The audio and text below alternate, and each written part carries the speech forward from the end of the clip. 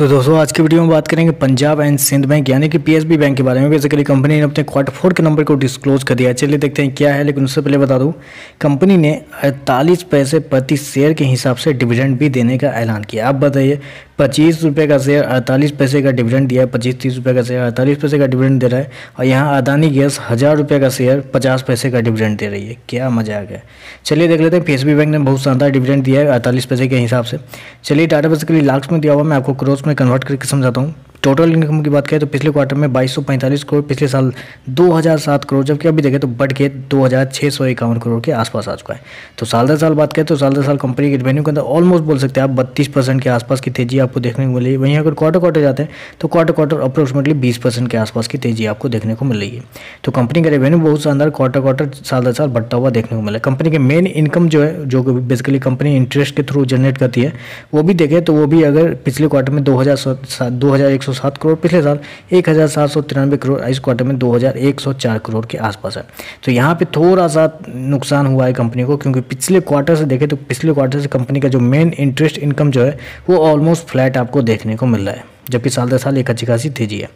चलिए कंपनी के खर्चे क्या है वो देखते हैं। पिछले क्वार्टर की बात करें 1907 करोड़ खर्च किए थे, पिछले साल 1690 करोड़, जबकि इस क्वार्टर में देखें तो कंपनी के खर्चे 2115 करोड़ के आसपास है।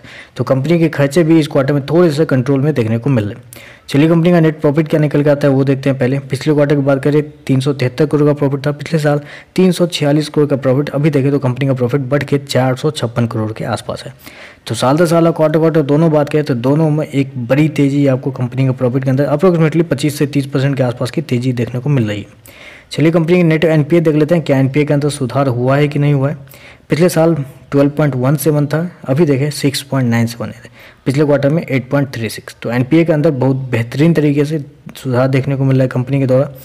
ईपीएस की बात कर लेते हैं। पिछले क्वार्टर की बात करें तो पिछले क्वार्टर में 55 पैसे का ईपीएस था, पिछले साल 85 पैसे, अभी देखें तो 67 पैसे के आसपास है। तो ओवरऑल अगर आप मुझसे